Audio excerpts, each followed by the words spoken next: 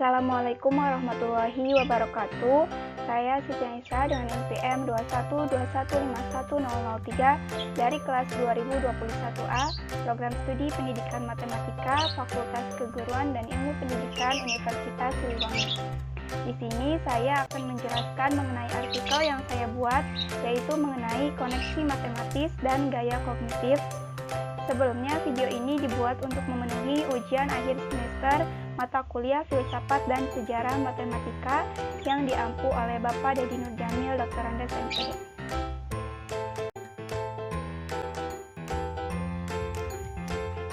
Yang pertama di sini ada koneksi matematis. Nah, pengertian dari koneksi matematis itu, koneksi berasal dari kata dalam bahasa Inggris yaitu connection, yang berarti hubungan atau kaitan. Koneksi matematika dapat diartikan sebagai kemampuan dalam menghubungkan atau mengkaitkan matematika.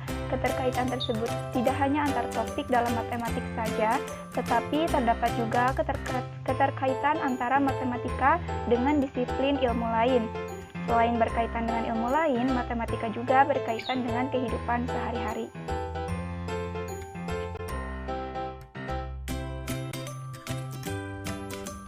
Adapun pengertian koneksi matematis menurut beberapa ahli, diantaranya yang pertama menurut Kusuma. Menurut beliau, kemampuan koneksi matematis adalah kemampuan seseorang dalam memperlihatkan hubungan internal dan eksternal matematika yang meliputi koneksi antar topik matematika, koneksi dengan disiplin ilmu lain, dan koneksi dalam kehidupan sehari-hari. Jadi dapat disimpulkan bahwa koneksi matematika itu adalah salah satu komponen kemampuan berpikir melalui kegiatan yang meliputi mencari hubungan antar topik matematika, hubungan matematika dengan ilmu yang lain, dan hubungan matematika dengan kehidupan sehari-hari.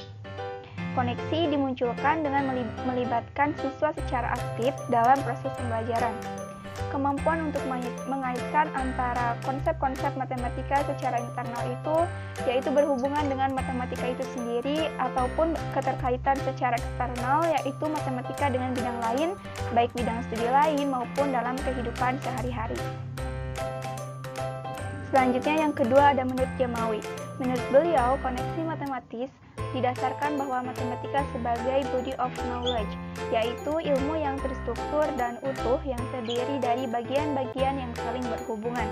Nah, dapat disimpulkan bahwa koneksi matematika itu ilmu yang struktur dan utuh, artinya setiap pembelajarannya harus bertahap, yaitu mulai dari matematika yang mudah, sedang, sampai ke tingkat sulit, karena setiap konsep yang diajarkan memiliki keterkaitan yang saling bertingkat. Koneksi matematis juga terdiri dari bagian-bagian yang saling berhubungan antara satu dengan yang lainnya. Yang ketiga ada menurut MCTM. Menurutnya, kemampuan koneksi matematika adalah kemampuan siswa dalam mencari hubungan suatu representasi konsep dan prosedur, memahami antar topik matematika, mengaitkan ide-ide matematika, dan kemampuan siswa mengaplikasikan konsep matematika dalam bidang lain atau dalam kehidupan sehari-hari. Nah, dapat disimpulkan, kemampuan siswa dalam mencari hubungan suatu representasi konsep itu yaitu mengartikan konsep yang ada di pikiran kita dengan menggunakan bahasa dan juga prosedur, yaitu serangkaian aksi yang spesifik, tindakan atau operasi yang harus dijalankan atau dieksekusi dengan cara yang baku atau sama agar selalu memperoleh hasil yang sama dari keadaan yang sama. Selain itu juga memahami antar topik dan mengaitkan ide-ide matematika dan kemampuan siswa mengaplikasikan konsep matematika dalam bidang lain ataupun dalam kehidupan sehari-hari. Nah, berdasarkan beberapa pendapat di atas, melalui analisis sintesis dapat disimpulkan bahwa koneksi matematis adalah kemampuan seseorang mencari hubungan internal dan eksternal matematika, juga mencari hubungan suatu representasi konsep dan prosedur. Koneksi matematis juga ilmu yang terstruktur dan utuh yang terdiri dari bagian-bagian yang saling berhubungan. Kemampuan untuk mengaitkan antara konsep-konsep matematika secara internal, yaitu berhubungan dengan matematika itu sendiri, ataupun keterkaitan secara eksternal, yaitu matematika dengan bidang lain, baik bidang studi lain maupun dengan kehidupan sehari-hari. Koneksi matematis dilakukan secara bertahap, yaitu mulai dari materi yang mudah, sedang, sampai ke tingkat yang sulit, karena setiap konsep yang diajarkan memiliki keterkaitan yang saling bertingkat.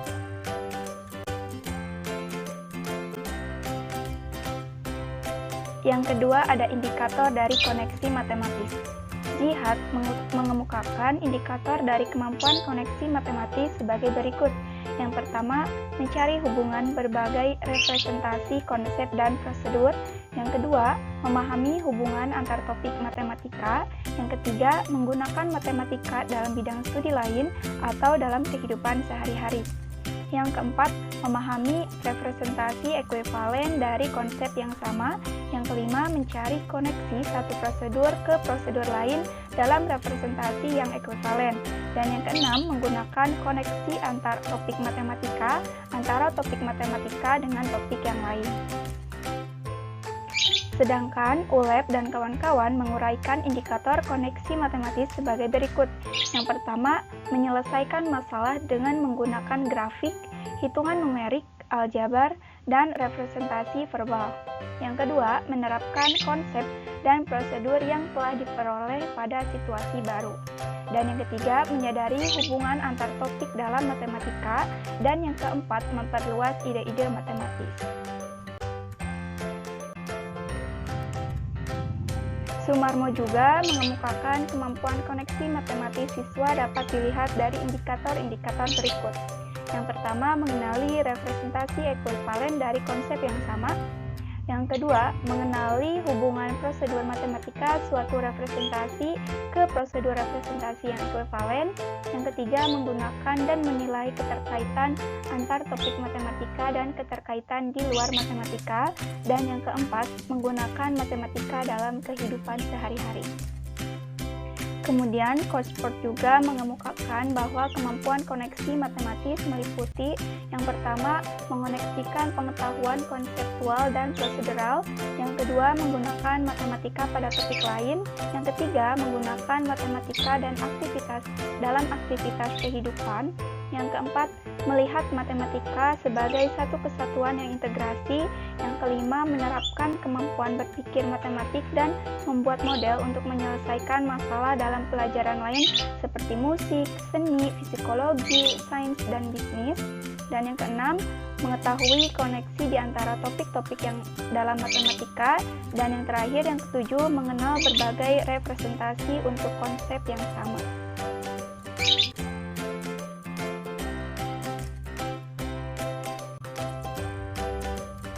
Selanjutnya ada fase-fase koneksi matematis.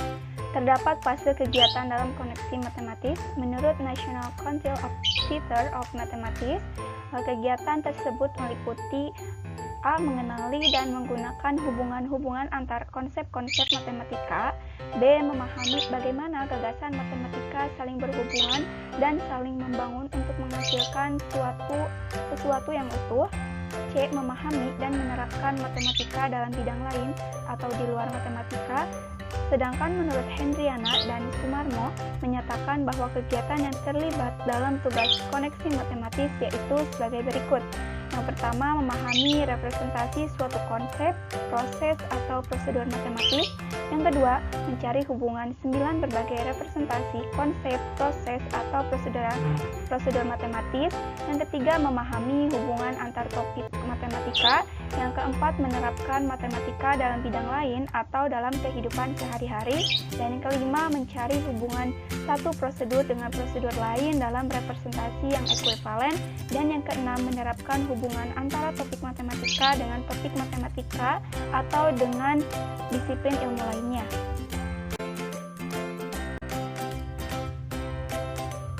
Selanjutnya ada jenis-jenis koneksi matematis.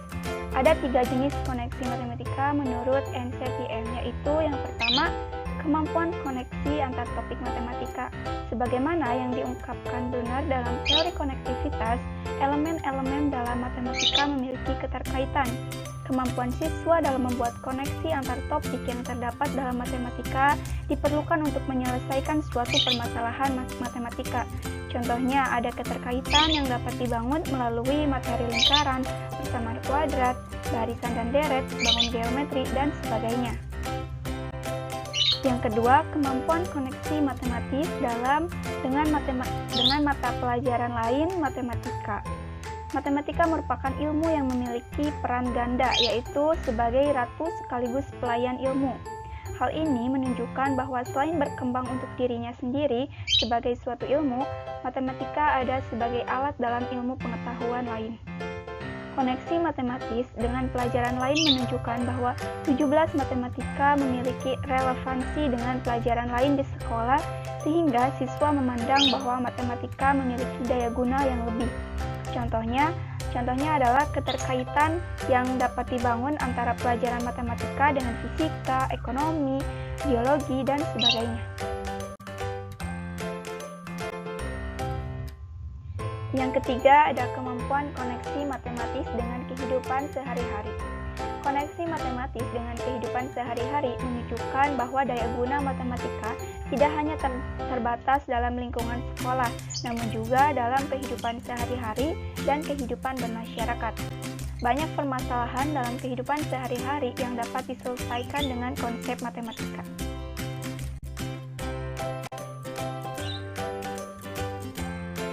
Selanjutnya ada tujuan.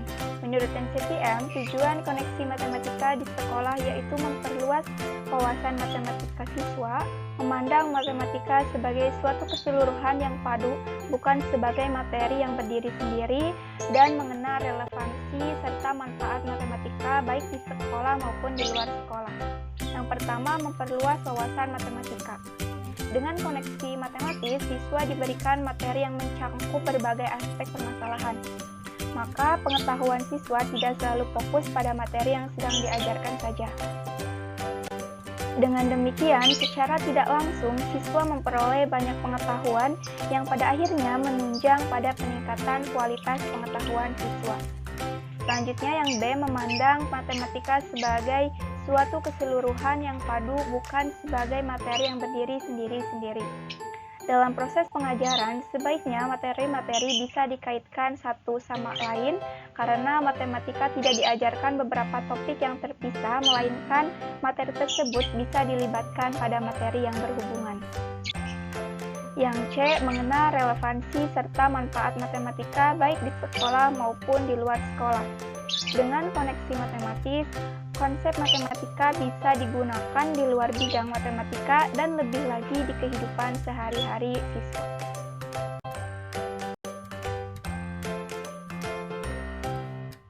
Selanjutnya ada manfaat. Manfaat koneksi matematis yaitu yang pertama, suatu topik dapat diciptakan dengan topik lain dengan cara mengembangkan lebih lanjut atau menggunakan pada topik lain. Misalnya, bilangan dapat digunakan dalam pengukuran panjang sehingga panjang dua buah benda atau lebih dapat dijumlahkan. Yang kedua, topik-topik pada bidang kajian lain dapat disusun berdasarkan teori matematika tertentu, misalnya matematika ekonomi atau matematika teknik. Dan yang ketiga, koneksi atau keterkaitan matematika dalam kehidupan sehari-hari dapat berbentuk pemecahan masalah sehari-hari matematika. Contoh sederhananya itu, tugas polisi di perempatan jalan sangat membantu polisi dengan hadirnya lampu stopan di perempatan jalan. Lampu tersebut menggunakan teori logika matematika.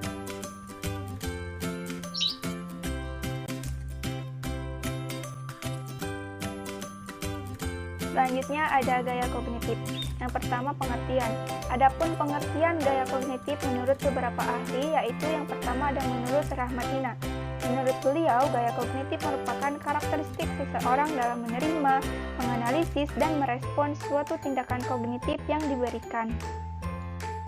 Nah, dapat disimpulkan bahwa gaya kognitif itu adalah karakteristik seseorang dalam menerima suatu tindakan kognitif yang diberikan. Selain itu juga karakteristik seseorang dalam menganalisis, yaitu aktivitas yang memuat sejumlah kegiatan seperti mengurai, membedakan, memilah sesuatu untuk digolongkan dan dikelompokkan kembali menurut kriteria tertentu, kemudian dicari kaitannya dan ditafsirkan maknanya. Kemudian juga merespons suatu tindakan kognitif yang diberikan seperti menanggapinya. Kemudian yang kedua ada menurut Warli. Menurut beliau, Gaya kognitif adalah karakteristik individu dalam hal merasa, mengingat, mengorganisasikan, memproses, dan pemecahan masalah. Dapat disimpulkan bahwa gaya kognitif adalah karakteristik individu dalam hal merasa maupun mengingat. Selain itu juga karakteristik individu dalam mengorganisasikan, artinya gaya kognitif dalam menunjuk kepada karakteristik individu dalam usaha mengorganisasikan lingkungan secara konseptual. Gaya kognitif juga diartikan sebagai karakteristik individu dalam hal memproses dan pemecahan masalah. Seseorang memproses informasi dan memecahkan masalah dan bukan merujuk pada bagian proses penyelesaian yang terbaik. Selanjutnya yang ketiga adalah menurut Wolfok. Menurut beliau, gaya kognitif adalah suatu cara yang berbeda untuk melihat, mengenal, dan mengorganisasikan informasi. Dapat disimpulkan bahwa setiap individu mempunyai cara tertentu yang disukai dalam memproses dan mengorganisasikan informasi respon terhadap lingkungan. Cara-cara merespon ini juga berkaitan dengan sikap dan kualitas personal. Gaya kognitif seseorang dapat menunjukkan variasi individu dalam hal perhatian, penerimaan informasi, mengingat, dan berpikir yang muncul atau berbeda di antara kognisi dan kepribadian. Gaya kognitif merupakan pola yang terbaik dengan cara mereka memproses informasi cenderung stabil meskipun belum tentu tidak dapat berubah. Berdasarkan beberapa pendapat di atas, melalui analisis sintesis dapat disimpulkan bahwa gaya kognitif adalah karakteristik individu yang berbeda dalam hal menerima, merasa, mengingat, pemecahan masalah, menganalisis dan merespons suatu tindakan kognitif yang diberikan, maupun melihat, mengenal, dan mengorganisasikan informasi. Karakteristik individu dalam mengorganisasikan artinya gaya kognitif menunjuk pada karakteristik individu dalam usaha mengorganisasikan lingkungan secara konseptual. Gaya kognitif juga diartikan sebagai karakteristik individu dalam hal memproses dan pemecahan masalah. Seseorang memproses informasi dan memecahkan masalah dan bukan menunjuk pada bagaimana proses penyelesaian yang terbaik.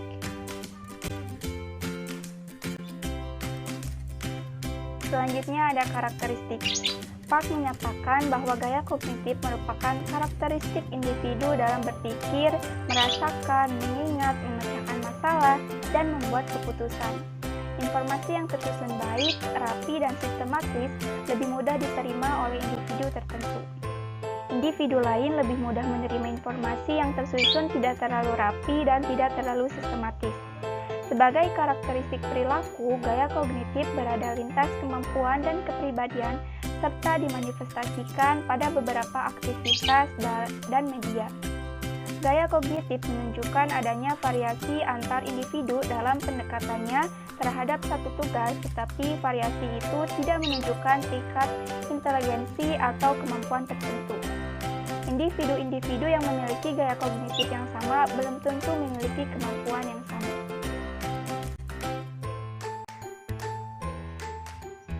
Selanjutnya ada jenis-jenis. Atas dasar penelitiannya, Witken dan Yahya dan kawan-kawan membedakan gaya kognitif berdasarkan aspek psikologis itu menjadi dua jenis, yaitu gaya field dependent dan gaya field independent. Yang pertama ada gaya field dependent. Orang dengan gaya ini cenderung mempersepsi suatu pola sebagai suatu keseluruhan, sukar baginya untuk memusatkan pada satu aspek situasi atau menganalisis suatu pola menjadi bermacam-macam bagian. Yang kedua ada gaya field independent. Orang yang bergaya ini cenderung mempersepsi bagian-bagian yang terpisah dari suatu pola menurut komponen-komponennya.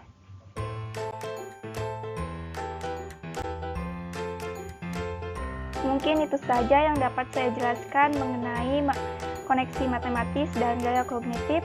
Terima kasih. Wassalamualaikum warahmatullahi wabarakatuh.